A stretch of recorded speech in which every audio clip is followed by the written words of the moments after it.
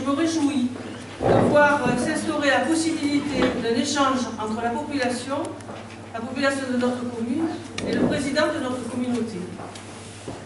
Rassurez-vous, je ne vais pas vous parler longuement. Je préfère laisser la parole à Olivier Bertouin, député de la circonscription, qui préside aux destinées de la communauté d'agglomération grassénoise et qui a de nombreuses informations à vous donner. Je vous rappellerai cependant que Salerne n'a adhéré que bien tardivement à une intercommunalité. Ses prédécesseurs n'ont sans doute pas accordé toute son importance au vaste mouvement de restructurer le paysage institutionnel.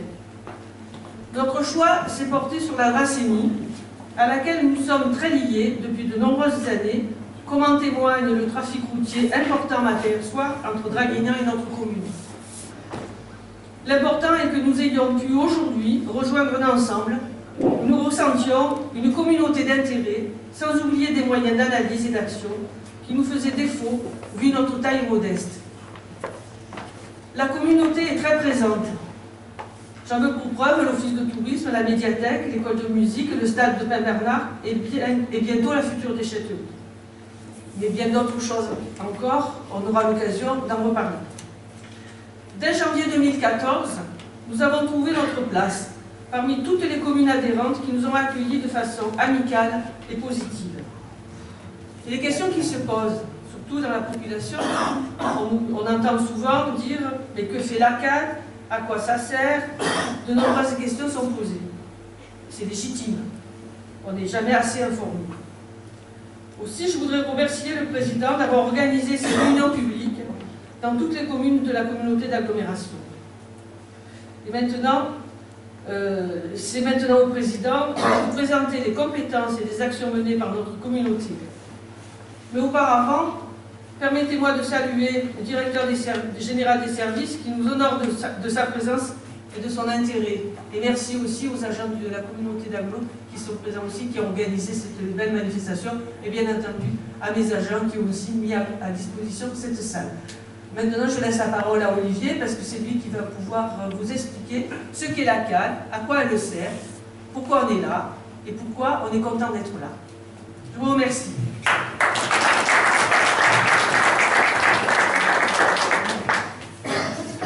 Bien.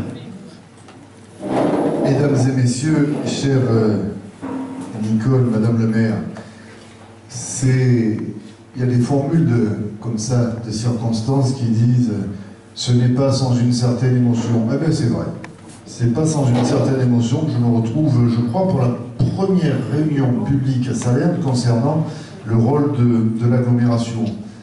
C'est pour moi un réel bonheur, je vous connais pratiquement toutes et tous, et croyez bien que j'ai vraiment un grand plaisir à passer un moment avec vous ce soir. Pourquoi? Ben, tout simplement parce que ça fait peut-être aussi partie de ce que je porte au plus profond de moi-même, de dire que l'on ne peut pas, au bout du compte, essayer de convaincre à distance. Pourquoi convaincre? Parce qu'il faut toujours convaincre. Même quand on est certain que les actions qui sont menées sont bonnes pour le territoire, ben, il faut expliquer à nos concitoyens. Alors certains ont dit, vous pourrez dire, il s'agit d'une réunion de démocratie participative. Ben pourquoi pas? Si c'est ça le terme employé, moi ça me va bien. Disons que ce soir on va faire un peu d'instruction civique, de démocratie participative, d'explication sur les actions que nous menons de l'agglomération. J'ai conscience, comme vous toutes et vous tous, qu'une agglomération, une intercommunalité, ça paraît peut-être loin. C'est pas la proximité telle qu'on la rêve tous les matins et quand on mène l'action publique. Mais si on veut justement rompre cet éloignement et revenir vers la proximité, c'est à nous, les élus, de faire l'effort de venir à la rencontre des concitoyens. Il s'agit ce soir de ma 18e réunion. Je finirai le tour de toutes les communes de l'agglomération demain soir dans cette si jolie petite commune de Château-Double, qui est la plus petite des communes. C'est un peu le symbole. J'étais jeudi soir à Draguignan, le plan des communes. Je termine par la plus petite commune. Et je vous dirai tout à l'heure que nous ne faisons pas de différence dans l'intercommunalité entre grandes communes, moyennes communes et petites communes. Pour nous, une commune reste une commune, tout simplement parce que les habitants, qu'ils soient de Salerne, de Draguignan, de Château-Double ou d'ailleurs, ce sont des habitants de notre territoire. Et l'action publique doit pouvoir se développer sur la totalité du territoire, sans aucune exclusive. Alors ce soir, devant cette superbe photo que Laurent a déjà effacée, pourtant il est beau le course, hein, voilà, devant cette si belle photo, nous allons faire un peu d'instruction civique dans un premier temps. Je voudrais vous présenter les chiffres clés, les compétences de la communauté d'agglo, tant il est vrai qu'on ne sait pas toujours ce qu'on fait et à contrario ce qu'on ne fait pas. Les objectifs de la mandature et l'ambition pour l'agglomération d'ici 2020, l'ambition c'est pas forcément un gros mot quand c'est bien employé, les investissements à venir, d'abord au niveau général sur l'agglomération, mais bien évidemment ici, et c'est ce qui vous intéresse, sur la commune de Salerne. Et puis nous parlerons bien sûr de l'actualité. L'actualité, c'est l'évolution du périmètre de notre agglomération. Si vous le voulez bien tout de suite, parler de notre agglomération, tout en vous précisant que je vais dérouler un certain nombre d'explications là, pendant quelques longues minutes. Mais bien évidemment, c'est après, n'hésitez pas à noter tout ce que vous souhaitez noter, et il y aura un jeu de questions-réponses. Nous essaierons avec les services que je salue, Véronique Morsetti, la directrice générale adjointe vient d'arriver, Laurent Semavoine, le directeur général des services, et Kathleen Trani. Elle est où Kathleen? Elle était là il y a une seconde. Elle est là, elle est au premier rang. Kathleen est là. Jérôme Brûleru, également technicien du SPANC, est là également. Merci à nos agents d'être là. Je salue bien sûr les élus du conseil municipal de Salerne. Je n'ai pas oublié le directeur de cabinet, Jean-Claude Mattei. Alors, pour en revenir à notre agglo, il suffit des fois de se représenter ça sur une carte pour s'apercevoir que la Dracénie représente une partie importante de la superficie du Var. Vous voyez que c'est une grosse patate là qui commence à compter en centre-Var, moyen-Var et haut-Var. 105 000 habitants, nous serons un petit peu plus forcément l'année prochaine, d'abord parce qu'il y a une progression annuelle naturelle qui est d'environ 1000 habitants par an. Sachez qu'il y a encore quelques années, il n'y a pas si longtemps que ça, il y a 5-6 ans, nous prenions 2500 habitants par an sur notre territoire. 2500 habitants par an, ça paraît pas grand-chose, sauf que c'est juste un village comme Taradot. Donc toutes les années, on avait comme un village supplémentaire à accueillir et à organiser les services publics. 792 km², 12% d'espace agricole, ça c'est important. Nous avons exactement la même moyenne que sur l'ensemble du département du Var. Sur l'ensemble du département du Var, il y a aussi 12% d'espace agricole. Et je veux que vous sachiez, d'ores et déjà, on en parlera tout à l'heure, que pour nous, l'agriculture, c'est quelque chose d'important. C'est pas uniquement quelque chose qui fait joli sur une carte postale. L'agriculture, c'est de l'économie, c'est donc de la création ou du maintien de l'emploi. Et en plus de ça, l'agriculture, ça contribue à un meilleur environnement. Nous sommes forcément une agglomération mi-urbaine, mi-rurale. Demain soir, quand je serai à Château-Double, j'aurai du mal à dire que nous sommes dans une agglomération urbaine, et quand je suis à Draguignan, difficile de dire que nous sommes dans une agglomération rurale. Donc, mi-urbain, mi-rural, ces notions d'équilibre, ça nous va très très bien. Proche de sites touristiques de grande renommée, tels que le golfe de Saint-Tropez ou les gorges du Verdon. Forcément, c'est un atout en matière touristique, nous en parlerons, je l'imagine, tout à l'heure. Pourquoi l'intercommunalité? À quoi sert l'intercommunalité? L'intercommunalité, on en parle beaucoup. Quelquefois, pas toujours en bien. Vous savez, c'est un peu le syndrome français, ça. Dès qu'il y a quelque chose qui va mal, c'est jamais notre faute, c'est toujours la faute des autres. On ne se remet jamais en question. La France va mal, c'est la faute à l'Europe, jamais la faute des politiques. Dans les communes, ça va mal, c'est jamais la faute des communes, toujours la faute de l'intercommunalité. L'intercommunalité, il ne faut pas l'interpréter comme ça, si vous le permettez. L'intercommunalité, d'abord, le principe est beau. Faire à plusieurs ce qu'une commune ne peut plus réaliser toute seule, ne peut plus, faute de moyens budgétaires et financiers.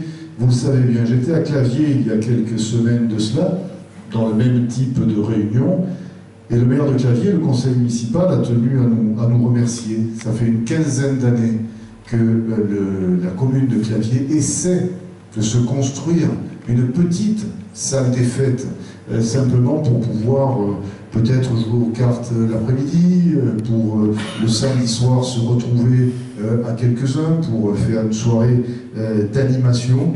Eh bien, ça fait plus de 15 ans que, budget après budget, la commune de Claviers n'arrivait pas, sur son propre budget, à construire cette salle des fêtes.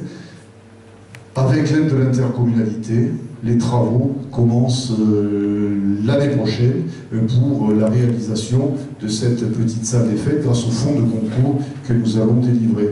L'intercommunalité, c'est bien ça, c'est aider à faire à plusieurs ce qu'on ne peut pas réaliser, un peu mutualiser les choses aussi. On parle beaucoup d'économies actuellement, les économies elles se font, mais pour qu'on puisse continuer à mettre en place du service public, on essaie d'économiser en mutualisant les moyens entre les diverses communes. Je veux, à ce stade, que vous puissiez mieux connaître le sentiment qui m'anime en ce qui concerne l'intercommunalité. Je ne suis pas un ayatollah de l'intercommunalité. Moi, je prône, avant toute chose, la défense des communes. Je ne sais pas si tu étais l'an dernier au congrès de l'intercommunalité, où je me suis fait siffler devant 2000 personnes. J'avais été invité à débattre avec, ou face, peu importe, avec la ministre de la fonction publique, et qui est très pro-intercommunalité, et je lui disais qu'il fallait cesser maintenant de sortir des compétences des communes pour les glisser vers l'intercommunalité. Il arrive un moment où il faut respecter quelques équilibres, il arrive un moment où si on continue à vider les communes de toutes les compétences, eh bien, il n'y aura plus de communes. Or, moi, je fais partie de ceux qui pensent, qui estiment et qui assument cette pensée que notre pays s'est fait autour des communes. La France, elle s'est construite autour de ces petits villages. La France, elle s'est construite autour d'une mairie, d'une école publique et d'une église. C'est ça, l'histoire de notre pays. J'ajoute aussi que, de tout temps, la démocratie, et surtout maintenant, s'exprime le mieux dans les petites communes. C'est là, la proximité fait que, d'ailleurs, on voit bien, tous les sondages le montrent, les maires sont les élus préférés des Français. Et les députés sont les élus les plus détestés de tous les Français. C'est comme ça. Il y a cette proximité, il y a ce lien très fort entre les élus municipaux et la population. Et ça vaut de l'or. À une époque où justement la démocratie, dit-on, bat un peu de l'aile, moi je plaide pour qu'on arrête d'enlever des compétences. Voilà pourquoi j'ai voté contre le fait que l'eau et l'assainissement soient basculés, vous le savez, à compter du 1er janvier 2020. C'est les effets de la loi NOTRe, où l'eau et l'assainissement doivent être basculés aux intercommunalités. 1, j'ai voté contre. 2, j'avais déposé un amendement pour que justement l'eau et l'assainissement restent de compétences communales. Je n'ai pas été entendu. Par contre, nous avons été entendus lorsque, toujours les grands penseurs, souhaitaient transférer l'urbanisme, c'est-à-dire le PLU, transférer, là encore, le sortir des communes pour le donner en compétence à l'intercommunalité. Je ne suis pas d'accord. Pour moi, les élus locaux doivent rester maîtres de leur propre développement, du développement de leur commune. Donc, je ne suis pas, je le répète, un ayatollah d'intercommunalité. Pour moi, l'intercommunalité, c'est un couteau suisse ou une caisse à outils où on peut aider justement les communes à mettre en place leur politique, et puis, point, barre, basta. À mon avis et à mon sens, on ne devrait pas aller au-delà. Je tenais à vous dire cela parce qu'il est important que vous sachiez à qui vous avez affaire en tant que président d'intercommunalité. Je ne pousse pas, les équipes qui travaillent avec moi ne pousseront jamais à ce qu'il y ait toujours plus de compétences transférées. un contexte législatif